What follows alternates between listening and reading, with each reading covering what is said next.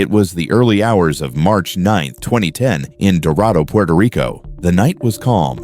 In the upscale neighborhood of Dorado del Mar, a mother claimed to find her son brutally beaten inside their home. The child's name was Lorenzo González Cacho. He was only 8 years old, a bright student, loved by his teachers and friends. His smile had lit up every room he walked into. But that morning, everything changed forever. Ana Cacho, Lorenzo's mother, rushed him to the nearby hospital. According to her, she had found him in his room, unconscious, bleeding. She said she thought he had fallen out of bed, but the medical team at the emergency room immediately knew this wasn't an accident. Lorenzo had suffered blunt force trauma to the head. His injuries were severe, inconsistent with a fall. In fact, they were more consistent with a violent beating.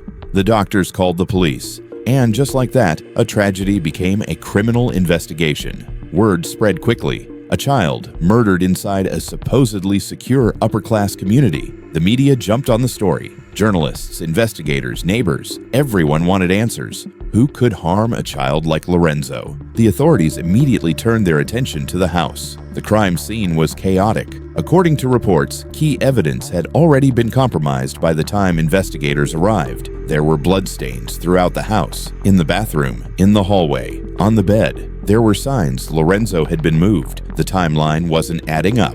And then, the question, where were the other family members?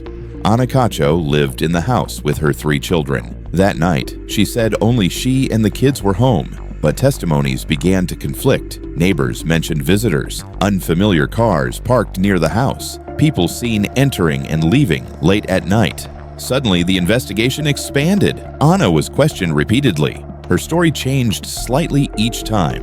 At first, she said she didn't hear anything during the night. Then, she mentioned being asleep with sleeping pills. Later, she claimed she got up at some point and noticed something was wrong. Her behavior sparked controversy. In press conferences and interviews, her tone seemed cold, calculated. Some said she didn't seem like a grieving mother. Others defended her, saying everyone reacts to grief differently. Meanwhile, Lorenzo's father, Eduardo Gonzalez, demanded answers. He hadn't lived in the house for some time, but he quickly became one of the loudest voices calling for justice. His pain was palpable. In interviews, he often broke down crying. "I just want to know what happened to my son," he said. "I want the truth." As the case gained national attention, pressure mounted on the police. The public wanted a suspect, but the evidence was weak. The scene had been tampered with.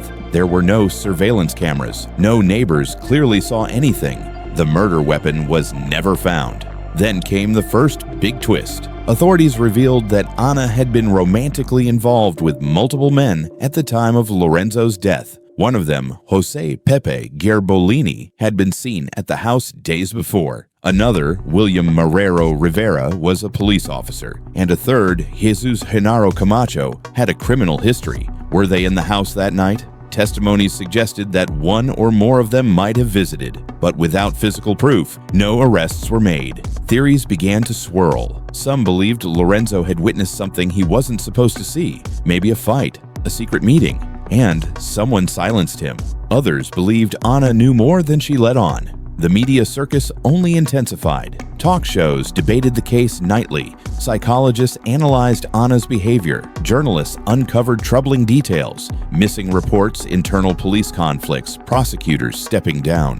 Years passed. The case remained unsolved, but Puerto Rico didn't forget. Billboards went up. Candlelight vigils were held every March 9th. Social media campaigns flooded timelines with one demand: Justicia para Lorenzo. Meanwhile, Ana stayed mostly silent. Occasionally, she granted interviews where she insisted on her innocence. She said the justice system had failed her too, that she was being blamed without proof, that she, too, had lost her child. The silence grew louder. By 2014, frustration reached a boiling point. That's when the FBI stepped in. The federal government launched its own investigation, citing possible obstruction of justice and mishandling of evidence by local authorities. For many, this was a turning point. The hope was that with new eyes and new tools, the truth would finally come to light. But even with the FBI's involvement, no charges were filed. In this first half, we've seen the tragedy unfold, the suspects emerge, and the justice system falter. But the second half of this story is where the pressure mounts, the secrets begin to surface, and the public outrage explodes. When the FBI began its own investigation in 2014, many thought answers would finally come. New interrogations were held, forensics were reanalyzed, and federal pressure pushed local authorities to revisit the case file, line by line, but nothing concrete came out. Over time, Puerto Rican media released shocking allegations. Multiple people with potential links to the case had allegedly received protection. High-ranking officials were said to have interfered with the investigation. A public outcry erupted, demanding resignations and a full audit of the case. One journalist said, "It's not just about who killed Lorenzo. It's about who let the killer get away." Then, in 2015, another twist. A man named Jesus Genaro Camacho, one of the earlier suspects, agreed to talk to the press. In a televised interview, he claimed he had information about what really happened that night. He said he was afraid for his life, that there were people with power trying to keep him quiet. He didn't name names, but he hinted at a cover-up. Meanwhile, Ana Cacho continued her life outside the public eye. She relocated to the U.S. mainland and rarely gave interviews. On the few occasions she did, she repeated her innocence and expressed frustration that people blamed her without proof. But suspicions never disappeared. Forensic experts outside the official case reviewed available details. Many pointed out inconsistencies. For instance, the angle of Lorenzo's wounds suggested he was attacked while lying down, possibly asleep. The blood patterns in the bathroom didn't match the version of events Ana had described. The alleged use of cleaning products, the delayed call to emergency services, too many red flags. Then came a moment of collective outrage. In 2017, Puerto Rican news outlets obtained leaked documents suggesting that some evidence had either disappeared or been misplaced. Blood samples, a towel, even one of Lorenzo's pajamas. The public's trust in the system crumbled further. People demanded accountability, not just from suspects, but from the institutions themselves. That same year, a new district attorney took over the case. He promised results. He spoke to the press, claiming his office was reviewing every testimony and re-interviewing witnesses. Hope reignited for a moment, but still, no arrests. Meanwhile, social media had become the new battleground. True crime influencers and amateur sleuths dissected the case online. They created timelines, listed inconsistencies, tracked Ana's whereabouts, and even compared her interviews frame by frame. A new generation learned Lorenzo's name not from the newspapers, but from TikToks, Instagram posts, and YouTube documentaries. The fight for justice had gone digital.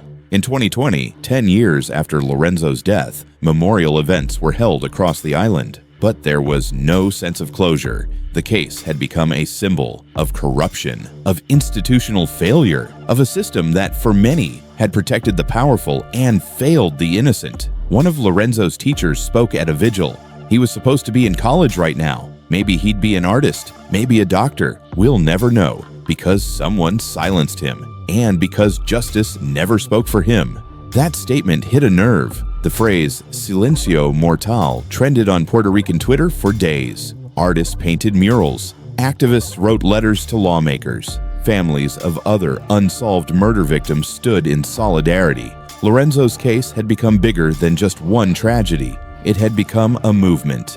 But the legal status remained unchanged. To this day, no one has been charged with the murder of Lorenzo González Cacho. Some claim they know what happened but fear retaliation. Others believe the truth is buried so deep in the system that it may never fully come to light. But every year, the pressure builds. New voices join the call. The island has not forgotten. And neither should we, because justice is not just about convictions. It's about memory. It's about fighting the silence. It's about demanding answers even when institutions fail us. And Lorenzo, he deserves more than just our sympathy. He deserves truth. He deserves justice. If this story moved you, share this video. Talk about Lorenzo. Demand accountability, because no child should be forgotten and no killer should walk free. This has been Luz y Sombra, where light meets darkness and where stories demand to be told.